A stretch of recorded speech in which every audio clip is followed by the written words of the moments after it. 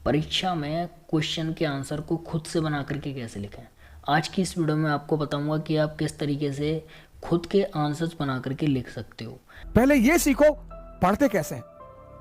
जब भी किसी चीज को समझना हो, पहला व्हाट पता करो। पहली चीज व्हाट, ये है क्या, फिर आओ वाई पे, क्यों। गाइस, जैसे कि यार जानते हो कि बहुत सारे क्वेश्चंस होते हैं एग्जाम में और हमें सारे के सारे क्वेश्चंस याद नहीं होते। हम कोशिश करते हैं तब भी याद नहीं हो पाते हैं। तो एग्ज़ाम में हमें बहुत ज़्यादा ज़रूरी होता है कि कैसे भी करके हम किसी भी क्वेश्चन का जो हमारे सामने है, जो हमें याद नहीं है, हम कैसे भी करके इस क्वेश्चन का आंसर लिखते हैं ताकि हम मार्क्स ला सकें। तो मैं गारंटी देता हूँ आपको कि आप ये वीडियो देख लोगे तो 100%, 101% आप अपने किसी भी क्वेश्चन का आंसर लिख करके आओगे और आपको उसके मार्क्स भी मिलेंगे, 100% मिलेंगे। ये रूल मैंने अपने ऊपर अप्लाई किया है 10th क्लास से लेकर के अब तक, ग्रेजुएशन तक। और मुझे जो सबसे ज़्यादा मार्क्स मिले हैं वो मेरे खुद के बनाए हुए आंसर से मिले हैं। तो चलिए मैं आपको बताता हूँ किस तरीके से आप खुद के आंसर्स को बना करके आ सकते हो एग्ज़ाम में। सबसे पहली चीज़ गाइस क्या है, देखिए मैं आपको 4 से 5 चीज़ें बताऊंगा जो कि एक दूसरे से रिलेट करेंगी और यही चीज़ें आपके लिए बहुत ज़्यादा इंपॉर्टेंट हैं। इन चीज़ों को सीख करके आप 101% किसी भी क्वेश्चन का आंसर खुद से लिख करके आ सकते हो। ठीक, सबसे पहली चीज़ क्या है, मैं एक एग्जांपल लेकर के चल रहा हूँ। ठीक है, हिंदी वाले इस चीज़ को हिंदी में लेकर के चलेंगे, इंग्लिश वाले इस चीज़ को इंग्लिश में लेकर के चलेंगे। ठीक है, तो दोनों ही मीडियम वाले स्टूडेंट अपने अपने आप को इससे रिलेट कर लेंगे। ठीक है, जैसे कि एक क्वेश्चन है हु वाज बाबर, या फिर हिंदी में हम इसको बोलें एक क्वेश्चन है कि बाबर कौन था, बाबर कब हमारे देश में आया था, बाबर कब मरा, इस तरीके से एक क्वेश्चन है। ठीक, अब हमें ये नहीं पता कि यार बाबर कौन था, बाबर कब हमारे देश में आया, लेकिन हमको ये पता है कि अकबर हमारे देश में कब आया, अकबर ने हमारे देश में क्या क्या किया, हमें ये चीज़ें पता है। ठीक है, अब हम क्या करेंगे, हम बाबर को अकबर से रिलेट करेंगे ताकि हमारा जो आंसर है वो एग्जामिनर को ये लगे कि हमने बाबर के बारे में ही लिखा हुआ है। अब कैसे रिलेट करना है वो मैं आपको भी समझाऊंगा। सबसे पहले आपको क्या करना है कि जो क्वेश्चन है उसी को आप आंसर में लिख दोगे। ठीक है, जो क्वेश्चन है उसी को आप आंसर में लिखोगे और आंसर में किस तरीके से लिखोगे, जैसे कि क्वेश्चन है कि बाबर हमारे देश में कब आया था, बाबर कौन था। अब आप आंसर में क्या लिखोगे, आंसर लिखोगे।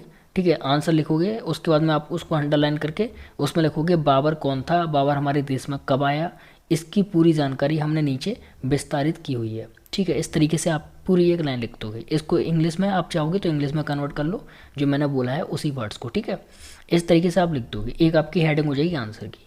अब आपको जस्ट उससे नीचे आना है और वहाँ पे लिखना है एक्सप्लेनेशन। ठीक है, एक्सप्लेनेशन लिख करके आपको क्या करना है, अंडरलाइन कर देना है। आप समझो पूरा का पूरा खेल क्या करना है।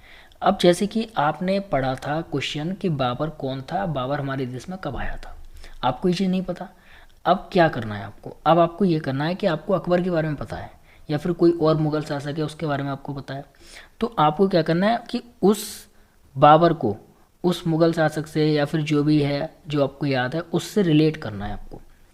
जैसे कि सपोज दैट अकबर हमारे देश में कब आया, हमको ये चीज़ पता है, तो हम क्या करेंगे कि हम अकबर को एज अ बाबर ले लेंगे। ठीक है, अकबर हम क्या ले लेंगे, एज अ बाबर। हम लिख देंगे कि बाबर हमारे देश में इस दिन आया, मतलब कि जिस दिन अकबर आया उसी दिन को हम लिख देंगे कि बाबर हमारे देश में इस दिन आया। बाबर ने जो जो काम अकबर ने किए वही काम हम लिख देंगे कि ये काम बाबर ने किए। मतलब कि हम क्या करेंगे, हम जो क्वेश्चन है उसका कीवर्ड पकड़ लेंगे। उसका कीवर्ड क्या है, उसका कीवर्ड है बाबर। तो हम बाबर को पकड़ लेंगे और उससे रिलेट कर देंगे किसी दूसरे पर्सन को, और पूरे के पूरे आंसर में हम उसी को घुमाते रहेंगे कि काम किया है अकबर ने, लेकिन हम बोल देंगे बाबर ने किया, बाबर ने ये किया, बाबर ने वो किया। जो भी हमें अकबर के बारे में याद है उसको हम बाबर से रिलेट करके लिख देंगे। ठीक है, सबसे पहली चीज़। दूसरी और काफ़ी इंपॉर्टेंट चीज़ ये है कि जब भी आप किसी आंसर को खुद से बना रहे हो तो उसमें आपको अपना निष्कर्ष जरूर लिखना होता है। निष्कर्ष क्या होता है, निष्कर्ष होता है क्वेश्चन के बारे में आपकी खुद की नॉलेज या फिर आपकी खुद की बातें जो आप बताना चाहते हो एग्जामिनर को। जैसे कि क्वेश्चन है कि बाबर कौन था, अब आपको उसका निष्कर्ष लिखना है, यानी कि आपको अपना ओपिनियन लिखना है कि आप बाबर के बारे में क्या कहना चाहते हो। तो हर एक क्वेश्चन के एंड में आपको निष्कर्ष लिखना होता है। जैसे कि आपका पूरा क्वेश्चन का जो आंसर है वो खत्म हो गया, तो आंसर खत्म होने के बाद में सबसे नीचे जो लाइन होगी वहाँ पर आप निष्कर्ष लिखोगे और निष्कर्ष में आप अपने खुद के ओपिनियन लिखोगे कि आपने इस क्वेश्चन में इस चीज़ से क्या सीखा। जैसे कि बाबर है या फिर कोई भी है तो आप उसके बारे में उसको लिखोगे निष्कर्ष। ठीक है, बहुत ज़्यादा इंपॉर्टेंट है, 100% इससे मार्क्स आपको मिलेंगे। अगर आपका क्वेश्चन बेशक बिल्कुल भी आपका जो आंसर है वो रिलेट नहीं कर रहा है तब भी आपको मार्क्स मिलेंगे अगर आप निष्कर्ष लिख करके आओगे तो। ठीक है, इसके अलावा आपको क्या करना है, तीसरी चीज़, तीसरी चीज़ जो है वो ये है कि आपको कम से कम 2 हेडलाइंस जरूर लिखनी है। जो भी आपका आंसर है, जो आप आंसर लिख रहे हो क्वेश्चन का, उसमें आपको 2 हेडलाइंस जरूर लिखनी होती हैं। हेडलाइंस क्या होती हैं आप जानते होगे, जैसे कि बाबर कौन है, जैसे कि बाबर कौन था, तो आप लिखोगे बाबर कौन था, उसको अंडरलाइन कर दोगे, देन उसके बारे में जो भी आपने अकबर के बारे में पढ़ा है वो आप एज अ बाबर रिलेट करके लिख दोगे। दूसरा लिखोगे बाबर कब आया था, तो उसको अंडरलाइन करोगे आप, वो आपकी हेडलाइन हो गई दूसरी। देन उसके बारे में आपको याद नहीं है बाबर के बारे में, लेकिन आपको अकबर के बारे में पता है, तो आप अकबर को एज अ बाबर ले लोगे, बार बार बाबर का नाम लिख करके आप लिख दोगे। ठीक है, ये चीज़ क्लियर होती है। इसके अलावा एक काफ़ी इंपॉर्टेंट चीज़ जो है वो ये है कि आपको कोशिश करनी है कि ज़्यादा से ज़्यादा वर्ड्स लिखने हैं, क्योंकि आपको आंसर राइटिंग के मार्क्स मिलते हैं। मुझे भी ज़्यादा से ज़्यादा जो मार्क्स मिले हैं वो आंसर राइटिंग के मिले हैं, मैं झूठ नहीं बोल रहा आपसे। 10th क्लास में कॉपी ए, कॉपी बी, कॉपी सी तक मैंने ली है। 12th क्लास में कॉपी ए, कॉपी बी, कॉपी सी तक मैंने ली है, और मैंने सबसे ज़्यादा जो फोकस किया है वो आंसर राइटिंग पर किया है।